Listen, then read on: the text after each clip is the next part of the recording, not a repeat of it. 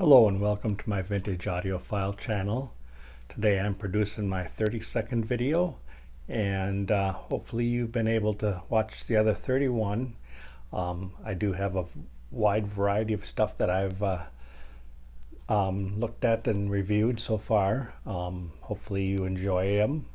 And today I'm going to be talking about a Philips mini bookshelf system. I really don't have too much left of this system. I've got the main part of it, but there was also a glass base that I went under it that I broke a long time ago, and the remote went kaput on me, and I never used the iPod dock that came with it, so I conveniently lost that. But that being said, it still works just fine without a remote. There's certain things that I can't change anymore that are only on the remote, like the loudness and the extra bass and stuff like that, and the equalizer that's built in. But it still sounds great, and that's what's important. So, and the speakers themselves were just one speaker, full range. They weren't that great, so I kind of put those in storage, and they still are there.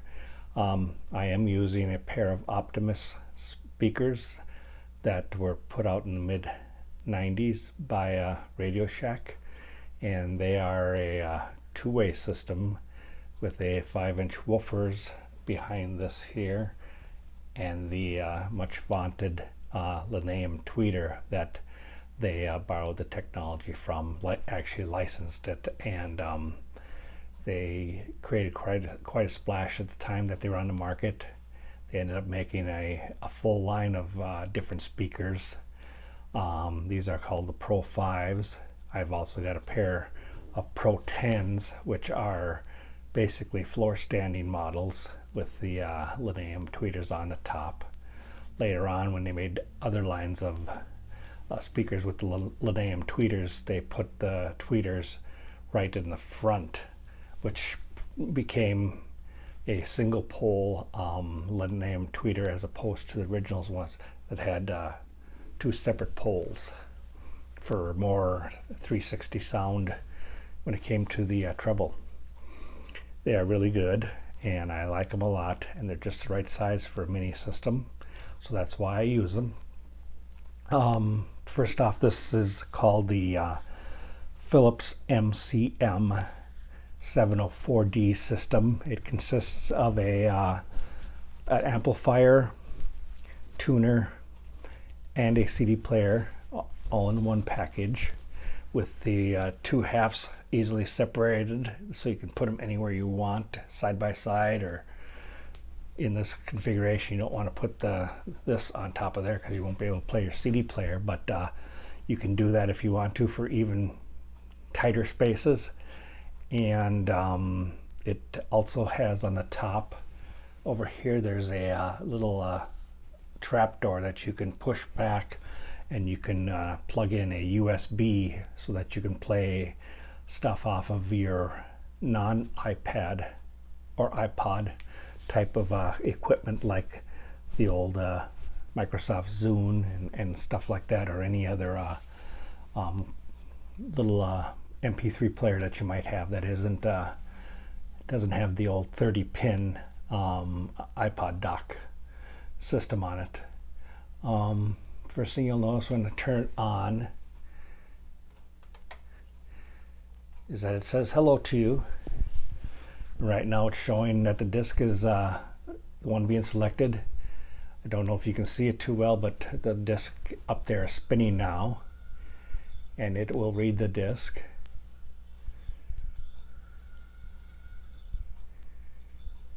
And it'll automatically start playing the song.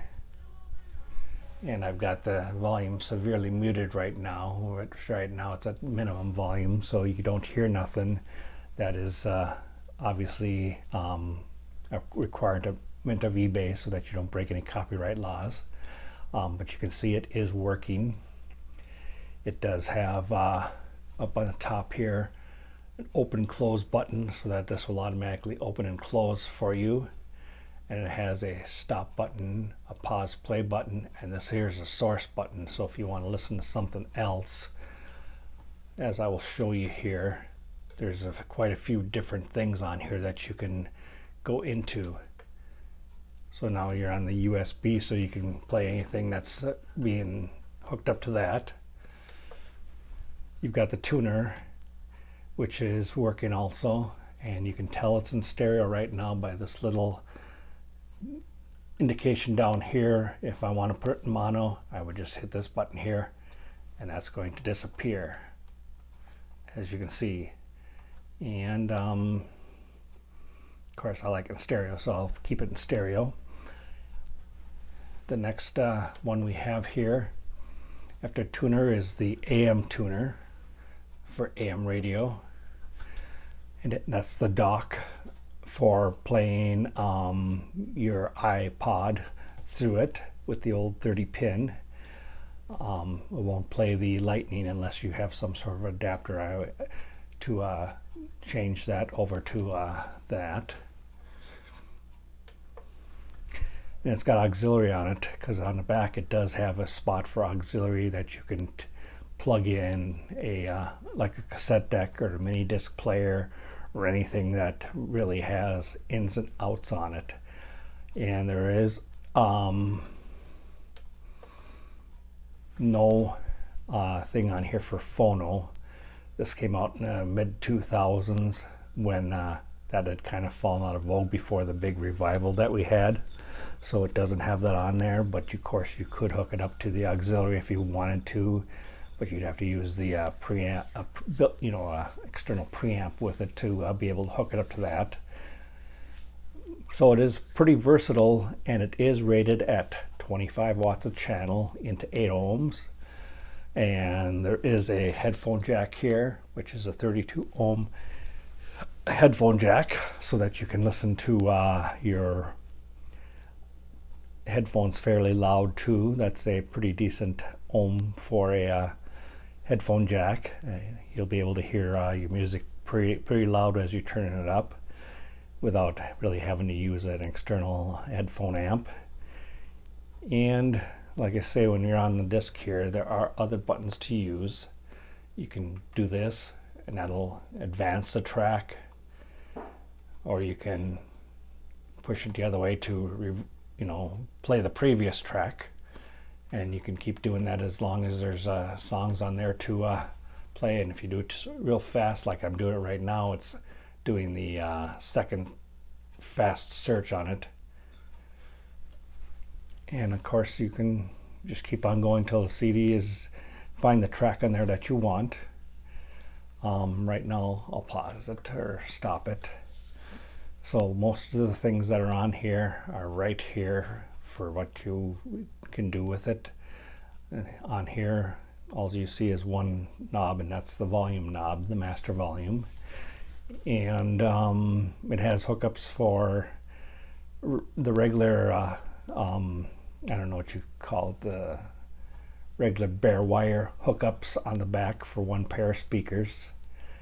And I wish I still had the remote and hadn't gone to heck on me, because like I say, there's a lot of stuff that you can't do with here that you can do on the remote, but it's nothing that I can't live without.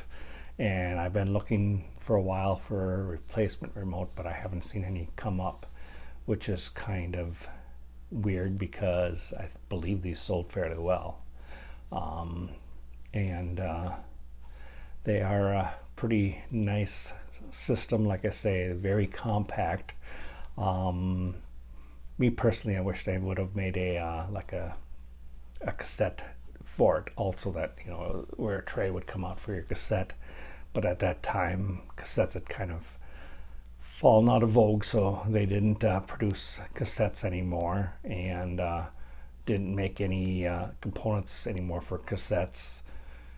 They keep saying that cassettes are poised to make a big comeback, but I haven't really seen it yet. Maybe in the future that'll happen again, and they'll start making cassettes again. It's been a good maybe close to 15 years now since the major manufacturers have made any standalone cassette decks. So until that time, I guess I'll just have to get an old cassette deck out of mine if I want to play a cassette deck or record anything off of the USB, the radio, or the CD player, or even iPod dock if I can find my iPod dock wherever I stuck it. And you can record onto cassette. Only problem is they don't make them cassettes in the car stereos anymore either, so you're very limited on where you can listen to your stuff. But like I say, that may all change again in the future. Everything seems to go around in cycles. So like I say, it's a pretty decent system for the money. You can definitely buy these systems for around $75 or less, complete with all the accessories and stuff that originally came for it. Works great on a budget. Works great on a shelf. Especially works good for a small apartment or a dorm room or something, and you can get the amount of music you need. It doesn't have to be super loud if you've got a small place, but loud enough to be able to enjoy the music without waking up the neighborhood. So that is my review of this particular system. Hopefully I was informative enough about it to make you want to rush out and buy one. They are, like I say, they are available. Still, some places you can even still find a brand new in-box one, but you're going to pay more than $75 for it, that I can tell you. But until next time, I will talk to you later. Please like this video. Please subscribe to my channel if you can. Please feel free to leave me any questions or comments you may have about this or any of my videos. And I will see you next time when I produce my 33rd video. Thank you very much, and good night.